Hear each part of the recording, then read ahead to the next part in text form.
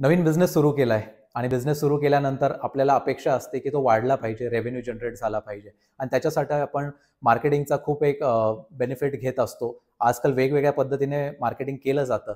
पण एक गोष्ट आपण लक्षात घेतली पाहिजे की तुमच्याकडे प्रत्येक व्यक्ती जो येतो ऑफिसला किंवा तुमच्या शॉपवर, त्या व्यक्तीला तुमच्या प्रॉडक्टबद्दल माहिती असू शकते किंवा नसू पण शकते. हे आपण लक्षात घेतलं पाहिजे. पण जर का तुम्ही त्याला त्याच पद्धतीने पिच केलं की बाबा त्याला सगळंच माहिती आहे, तर तुमचा तोटा होणार आहे आणि या व्हिडिओमध्ये आपण तेच जाणून घेणार आहोत. आणि त्यापूर्वी व्यापारी मित्राला फॉलो करायला आणि शेअर करायला विसरू नका.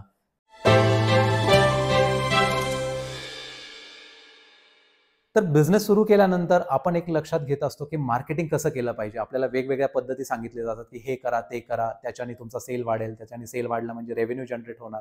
पण आपण एक गोष्ट विसरून जातो की आपलं मेसेजिंग क्लिअर आहे की नाही. कारण की प्रत्येक प्रॉस्पेक्ट एक वेगवेगळ्या स्टेजवर असतो. असं होऊ शकतं की एखाद्या कस्टमरला सगळी माहिती असते, तो डायरेक्ट घ्यायला आलेला आहे.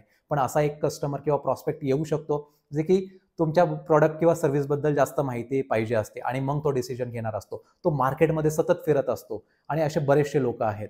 तर आपण एक एक्झाम्पल घेणार आहोत की तुमचं मेसेजिंग कसं पाहिजे. जेव्हा तुम्ही बिझनेस करतात, तुमच्याकडे वेगवेगळे लोक येणार आहेत. तुम्ही कशा पद्धतीने त्यांना मार्केटिंग तुमचं रन करणार आहात. कारण की आपण किती जर का डिजिटल मीडियाचा सहारा जरी घेतला, तरी तुमचं जर का टार्गेट ऑडियन्स डिफाईन्ड नसेल, त्या पद्धतीने तुमचं जर का मेसेजिंग क्लिअर नसेल, तर तुमचा सेल वाढणार नाही. हे तितकंच खरं आहे. तुम्ही तितक्या लोकांपर्यंत पोहोचणार नाही. तर सगळ्यात आधी आपण जर का उदाहरण घेतलं, तर अनअवेअर लोकं असतात. जर का आपण अमूल ब्रँडचं उदाहरण घेतलं, तर त्यामध्ये तुम्ही बघितलं असेल की त्यांचं एक अटरली बटरली ॲड कॅम्पेन चालत असतं आणि ते जेव्हा कॅम्पेन रन करतात, ते की क्रिकेट मॅच असो किंवा कुठलीही मॅच असो किंवा रादर न्यूज असेल किंवा जे काही लेटेस्ट हॅपनिंग्स असतील. आताच नरेंद्र मोदी यांचा वाढदिवस झाला, तर त्याच्याबद्दल सुद्धा त्यांनी एक कॅम्पेन रन केलं होतं आणि ते अशा पद्धतीने लोकांपर्यंत पोहोचण्याचा प्रयत्न करतायत. ठीक आहे, आज अमूल बटर लोकांना माहिती नसेल, कारण की काही लोकं घरचं प्रेफर करतात, जे की घी असेल किंवा बटर असेल. पण ज्या कस्टमरला ते माहितीच नसेल आणि त्या ॲड्स थ्रू जर का त्यांना माहिती मिळत असेल, तर अशा लोकांना केटर करायला खूप सोपं जातं, जर का तुमचं मेसेजिंग युनिक असेल. कारण की एक तो इम्पॅक्ट होतो. जेव्हा तुम्ही मार्केटमध्ये जातात, तुम्हाला लक्षात येतं, "अरे हो, अमूलने हे कॅम्पेन केलं होतं." तुमच्या डोक्यात जर का बटर बघता जर का ते कॅम्पेन लक्षात आलं, तर तुम्ही प्रयत्न करतात, की बाबा चला, आता यांचा एकदा प्रॉडक्ट वापरून बघू. अशा पद्धतीने मार्केटिंग टार्गेट केलं जातं.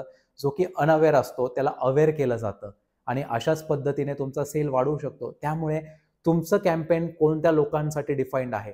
जर का ते कंप्लीटली अनअवेअर असेल, तर नवीन-नवीन मीडियम्स यूज करा. त्यांचं कॅम्पेन खूप क्रिएटिव्ह असतं. कधी-कधी फनी, कधी-कधी एकदम मनाला लागून जाणारं. त्याच्यामुळे काय होतं, की एक रिलेशन बिल्ड होतं. त्यांना माहिती असतं कस्टमर्सला किंवा जे कोणी सोशल मीडियावर आहे किंवा न्यूजपेपर वाचत असतात. त्याच्याकडे बघून, त्या ॲड कॅम्पेनकडे बघून असं वाटतं, की नाही हे आपलंसं आहे. ह्यांचा प्रॉडक्ट यूज करायला पाहिजे. ठीक आहे, आज अमूलचे प्रॉडक्ट्स जगात फेमस आहेत. भारतामध्ये सुद्धा फेमस आहे. पण काही लोकांना लोकल प्रेफरन्स असतो आणि त्याच कस्टमरला टार्गेट करण्यासाठी ते अशा कॅम्पेन्सचा सहारा घेत असतात. तर अशा पद्धतीने आपलं एक मेसेजिंग असू शकतं. दुसरं जर का आपण बघितलं तर एक स्टेज असती, ती म्हणजे की प्रॉब्लेम अवेअर. आज जर का आपण लाईफस्टाईलचे चेंजेस बघितले तर खूप झालंय. आपला स्ट्रेस वाढलाय आणि स्ट्रेस वाढल्यामुळे अनेक प्रकारचे डिसीजेसचा आपण सामना करतोय. असं कोणाबद्दल पण घडू नये, पण आजकाल डिसीजेस खूप डेडली झालेले आहेत. जसं आपण कॅन्सरचा उद्रेक बघतोय किंवा इतर कुठलेही डिसीजेस असो. तर हे का घडतंय? आणि जरी घडलं तरी आपण ट्रीटमेंट घ्यायला मागे हटत नाही. तर ह्याच गोष्टीसाठी जर का आपण एक कॅम्पेन बघितलं किंवा एक ब्रँड बघितला, तर निरोग स्ट्रीट म्हणून एक ब्रँड आहे. ते आयुर्वेदाला पुश करतायत. तर आपण बघितलं की जेव्हा आपण कधी अँटिबायोटिक्स घेतो, तर कधी-कधी ते डोसेसेस खूप हेवी असतात. त्याचा कधी-कधी आपल्याला त्रास पण होतो. आपली एनर्जी पूर्ण कन्झ्युम होऊन जाते आणि आपल्याला माहिती आहे की त्यांचे साइड इफेक्ट्स काय होणार आहे. तर ह्याच गोष्टीचा फायदा घेऊन निरोग स्ट्रीट आयुर्वेदा पुश करतंय मार्केटमध्ये. कारण की त्यांना प्रॉब्लेम माहिती आहे. अर्जंट इश्यू आहे. हेल्थला कोणीही निग्लेक्ट करत नाही आज जर का आपण बघितलं. तर अशाच गोष्टींसाठी जर का तुमचं मेसेजिंग क्लिअर आहे. त्यांना माहिती आहे की बाबा अँटिबायोटिक्स कन्झ्युम केल्याने काय होतं, डेडली डिसीजेस असल्यावर कसं टॅकल करायला पाहिजे. काही लोकांचा त्या गोष्टींवर किंवा डॉक्टर्सवर विश्वास उठलेला आहे आणि आयुर्वेदा ही प्रॅक्टिस खूप जुनी आहे. त्यामुळे जर का आपण ह्याला पुश केलं, त्या पद्धतीने जर का कन्सल्टेशन्स दिले, तर आपला सेल वाढणार आहे. ते पर्टिक्युलरली प्रॉब्लेम अवेअर म्हणजे जे काही लोकं आहेत, त्यांना ते अवेअर करून देतात, की बाबा हे असं असतं आणि असं घडतंय. त्यामुळे तुम्ही त्या पद्धतीने केटर केलं पाहिजे. जर का आपण तिसरी स्टेप बघितली, तर सोल्युशन अवेअर जर त्याला म्हणता येईल. तर त्याचं एक परफेक्ट उदाहरण मी देऊ इच्छितो म्हणजे की अर्बन कंपनी. ते कन्व्हिनियन्स आणि रिलायबिलिटी. एक फोन केला तर तुम्हाला प्लंबर पाहिजे, क्लीनर पाहिजे किंवा इतर कुठलेही सर्व्हिसेस पाहिजे, या गोष्टीकडे ते फोकस करतायत. आता त्यांनी कंपनी लिस्ट सुद्धा केली स्टॉक मार्केटवर. तर आपण ह्याचा अंदाज घेतला पाहिजे की बाबा सोल्युशन आपण कसं देऊ शकतोय. बऱ्याच लोकांना असं वाटतं की बाबा आपण प्रीमियम का दिलं पाहिजे प्रॉडक्टसाठी.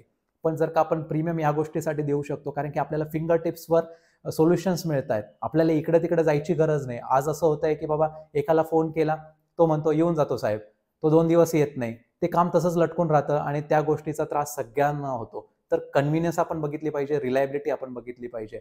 अशा केसमध्ये जर का तुम्ही सोल्युशन अवेअर झाला, तुमचं मेसेजिंग तेवढं क्लिअर झालं, बिकॉज जस्ट काय तुमचे डिटेल्स फिल करायचे, तुम्हाला कुठली सर्व्हिस पाहिजे, तुमचं जे काही डिटेल्स फिल केल्यानंतर जे काही पुढची प्रोसेस आहे, पैसे भरायचे, ते लोक येणार, ते काम करून जाणार, पैसे घेणार, मोकळे होतात. लोकांना आजकाल सोय पाहिजे. आपण किती वेळ एका गोष्टीमध्ये घालायला बसणार आहोत, नाही शक्य होत. कधी कधी असंही होतं की आपण ऑफिसमध्ये असतो आणि घरी कोणीतरी म्हणजे म्हणतो ना की आपले आई वडील असू शकतात किंवा आपले हाऊसवाईफ असू शकते किंवा इतर कोणी भाऊ बहीण पण असतात. तर ते लोक असताना जर का काम होऊन जाणार असेल तर आपल्याला तेच पाहिजे ना. तर अशा केसमध्ये आपलं मार्केटिंग सोल्युशन अवेअर पाहिजे आणि ह्याच गोष्टीकडे अर्बन कंपनी लक्ष देते. त्याच्यामुळे त्यांचं मार्केटिंग स्ट्रॉंग आहे. मार्केटिंग स्ट्रॉंग असल्यामुळे सेल्स वाढतोय, सेल्स वाढल्यामुळे रेव्हेन्यू वाढला आणि मोठं होता येतंय.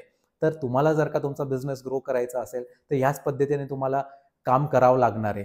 आणि जर का प्रॉडक्ट अवेअर, आपण जर का नेक्स्ट उदाहरण घेतलं, तुमचं मेसेजिंग कसं असायला पाहिजे, तर प्रॉडक्ट अवेअर पण असायला पाहिजे. ह्याचं एक क्लासिक एक्झाम्पल आहे म्हणजे की टाटा सॉल्ट, देश का नमक. म्हणजे ह्याच्याबद्दल काहीच नाहीये, प्युरिटी आहे, ट्रस्ट आहे, आयोडीनचे बेनिफिट्स काय, ते सगळ्या गोष्टी सांगतात. आणि जेव्हा तुम्ही मार्केटमध्ये जातात, टाटा मीठ दे, टाटा नमक द्या, ह्या सगळ्या गोष्टींची डिमांड करतात कारण की प्रॉडक्ट अवेअर आहेत ना. आज मार्केटमध्ये इतर पण मिठाचे प्रकार असतील, पण आज आपण टाटाच का घेतो, कारण की तो ट्रस्ट डेव्हलप झालेला आहे. त्यांनी सांगितलंय की बाबा हे जुनं प्रॉडक्ट आहे, हे चांगलं प्रॉडक्ट आहे, त्याच्याबद्दल कुठलेही कंप्लेंट्स नाहीये.